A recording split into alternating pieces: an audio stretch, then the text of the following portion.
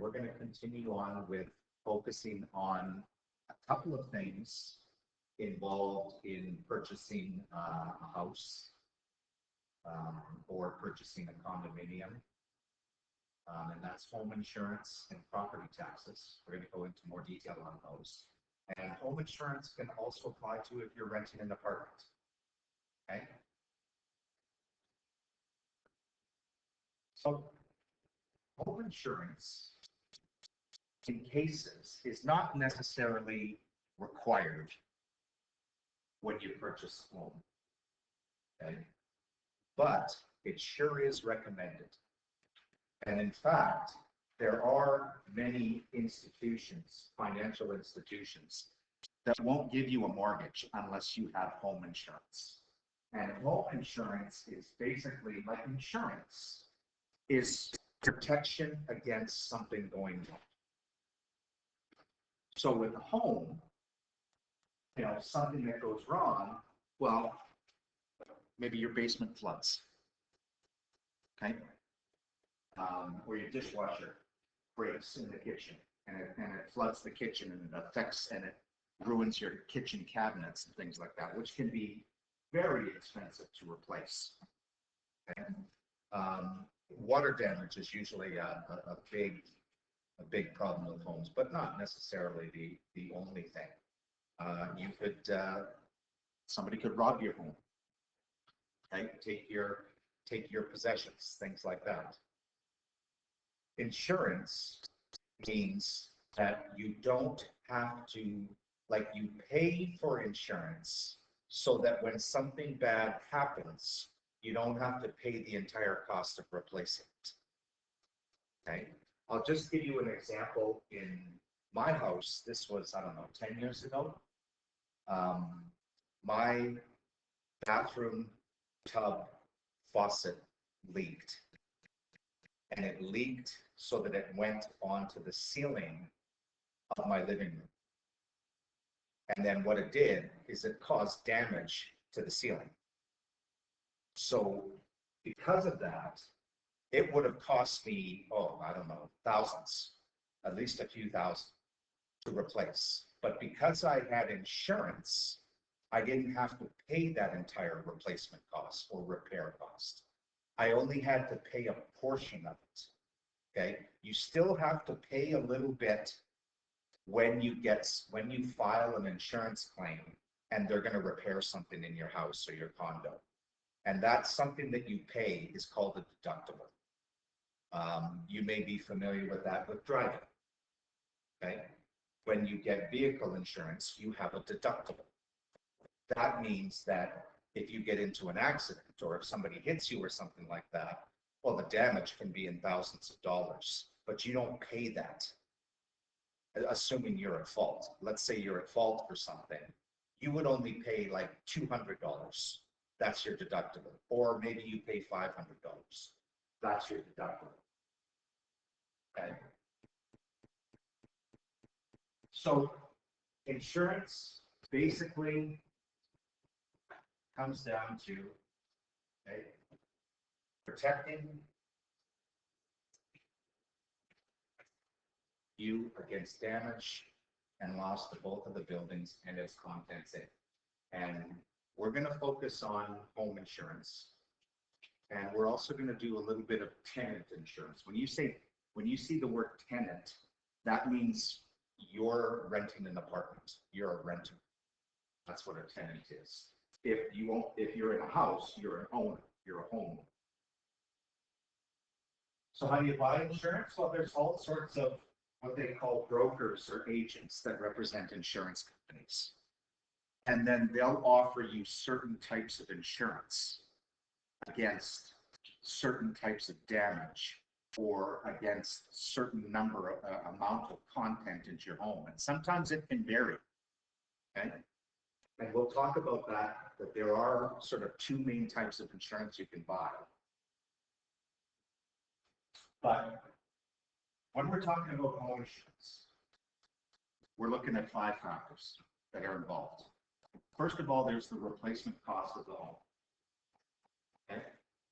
So in order to calculate how much insurance you're going to pay if you get homeowners insurance, the insurance agent or the broker calculates the cost of replacing your home.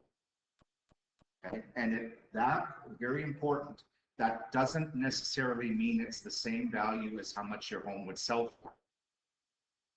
It's the cost of, if your home burned to the ground and you lost all the contents inside, what would be the value of replacing it? And they have special programs to do that. So, homeowners insurance, you can get different types of coverage with that. First of all, your building, your main house, okay, they can replace the entire cost. The contents, they may not replace the entire cost of the contents of your home. It could be up to a certain percentage that you see there. Outbuildings, those are things like sheds or garages. It could be, they may not replace the whole thing, the cost of the whole thing, a portion. Additional living expenses. Well, if your home burns to the ground, you're going to have to live somewhere until your home is built again, right? So that may be covered as well. And then something called third-party liability, which actually we'll talk about in vehicle insurance as well, is protection against protection for other people that come into your home. So if somebody is injured in your home, instead of paying all the damages for whatever that injury is, okay, insurance would cover part of that.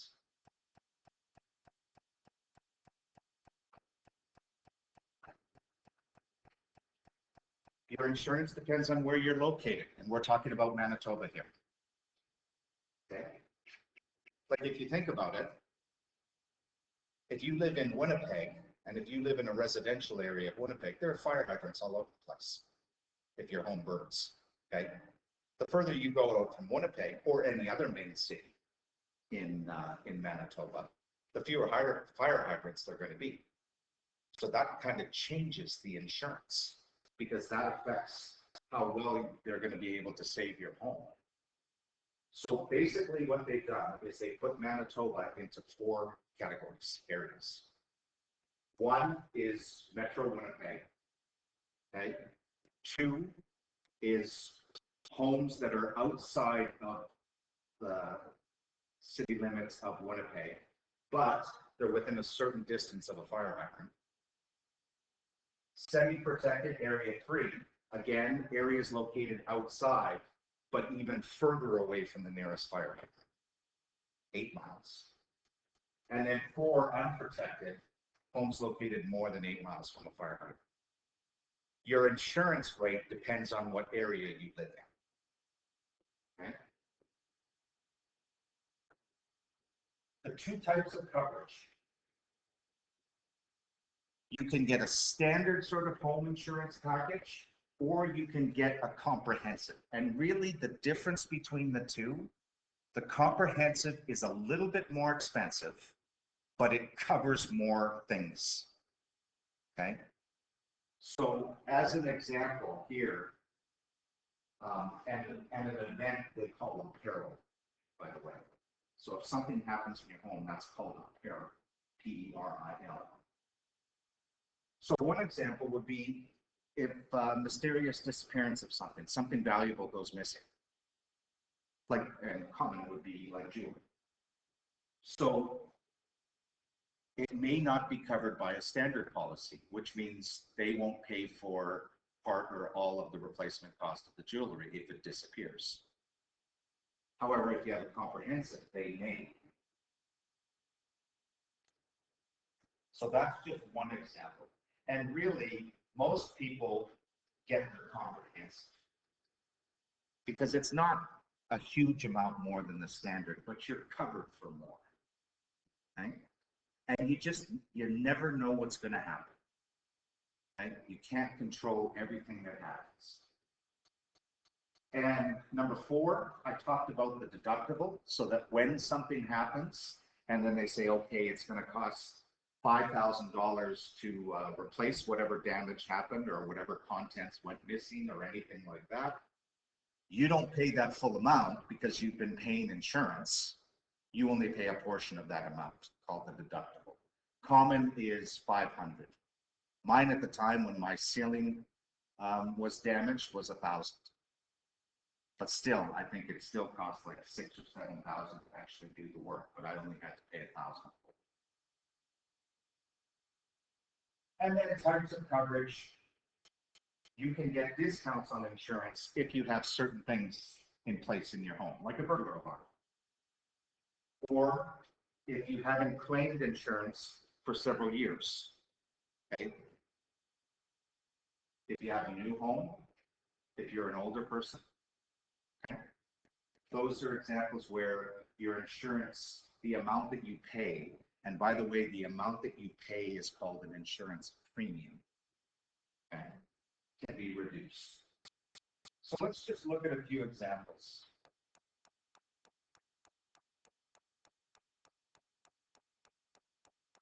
To calculate home insurance, they use tables. Okay? And this applies to whether it's home insurance or apartment insurance. So in your case, the tables will always be given to you, much like the amortization table when we were doing mortgages. And you need to use the table to calculate how much you're going to have to pay in insurance for the year. So on the next page after this, you can see we got two tables. One, this is for homes. And the one below, this is for renting. Okay, so you got to make sure you go to the right table first. Is it a homeowner situation or a renter? So the first example, we've got the Tan family. They own a home. It's got a replacement value of $185,000. It's in Winnipeg. Family chooses comprehensive insurance with a deductible of $500. What's their annual insurance premium? So you're going to take all that information and go to the table to get the right amount. So notice the columns, you've got the amount that the home is worth. Then you've got the cost of insurance in each of the four main areas of Manitoba. And within each area, you're given the cost of the standard and the comprehensive. And this is if you want $500 deductible. You can purchase a lower deductible, which means you pay less if something happens. But it'll cost you for that lower deductible, and we'll talk about that in a second. So we want $185,000. We want this. We are in Winnipeg. They have bought comprehensive. So I need to go down this column until I hit 185,000. And I get the rate. $702. Okay. So using the table,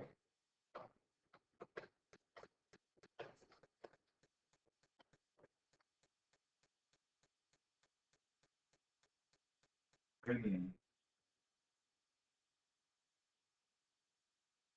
$702, and that's annual.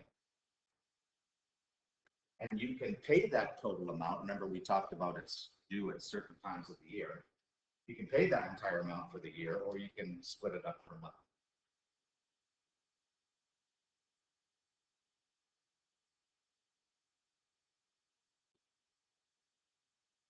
Okay, next one.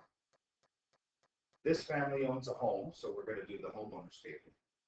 Replacement value of $220,000. The home is located outside of Metro Winnipeg, but within 1,000 feet of a fire hydrant. So that means what area is within 1,000 feet? 2. So we got to go to area 2. They're going to get standard insurance with a deductible of $500. So we've got the replacement value, we've got area 2, we've got standard, and we've got the standard deductible of 500. So we got to go to the table. I'll do it in a different color. Notice though, there's no value for 220,000. But notice what this says here. Anything above 200,000, you have to pay a certain amount for every $1,000. So let's calculate 200,000. And then we'll deal with the other 20,000 that we have to calculate. So 200,000, they're in area 2. And they chose standard. So area 2, and they chose standard. That means for a $200,000 home, they're going to pay $519. But that's not the total amount. For the extra $20,000 that their home is valued at, I have to pay $275 for every 1,000. Okay? So it's going to be this plus $2.75 times 20.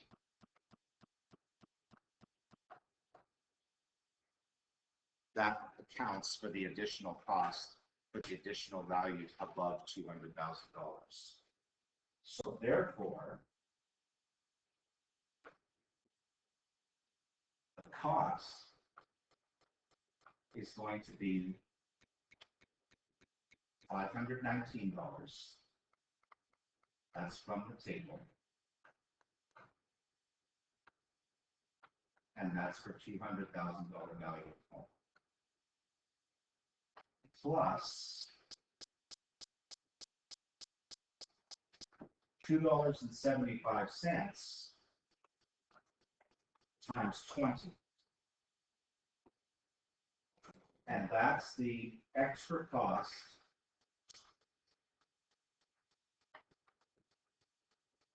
for 220,000.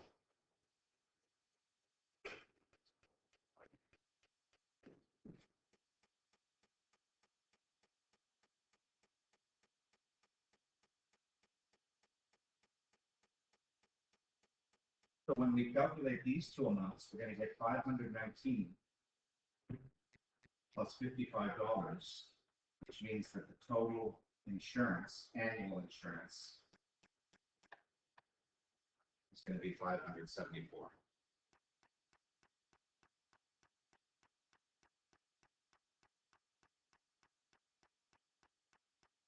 So that's how we have to use the table there. Okay, the last example. We've got a person who's renting an apartment, so we're going to use the bottom table. It's in Brandon. Personal possessions have a replacement value of $30,000. She chooses comprehensive insurance, but she wants a lower deductible.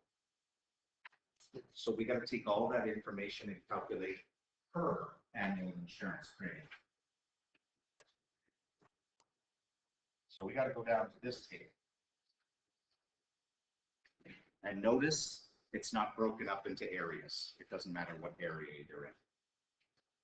So the coverage amount, $30,000. What was it, standard? No, comprehensive.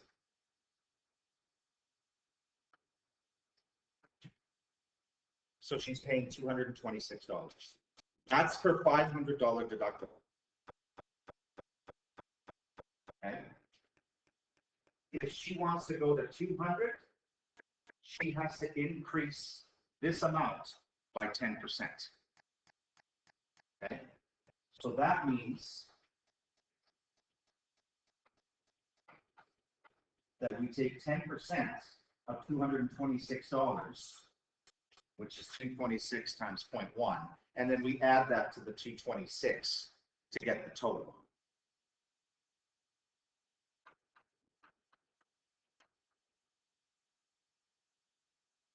So she's going to pay this, and she's gonna pay another 10% of this in order to get a $200 deductible. So that means her cost is gonna be 226 from the table, plus 10% of 226 for the $200 deductible.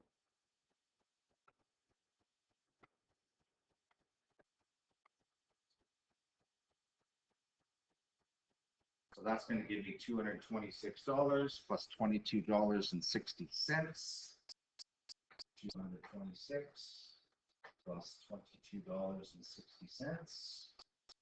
And that's going to give us a total of $248.60 that she's going to have to pay for the apartment insurance. I wish that these insurance premiums were so low. Mine's like $1,800 a year. Yeah, it's expensive. And it climbs every year. I think I started out like at $600 a year. I've had my home. I've been in my house for 17 years. So yeah, so it's a significant cost, right? And that kind of goes to something that we'll talk about a little bit later. Is it better to own or is it better to rent? You know, because owning a home, there's a lot more costs involved. However, it's yours, right? So there's advantages and disadvantages, but we'll save that for later.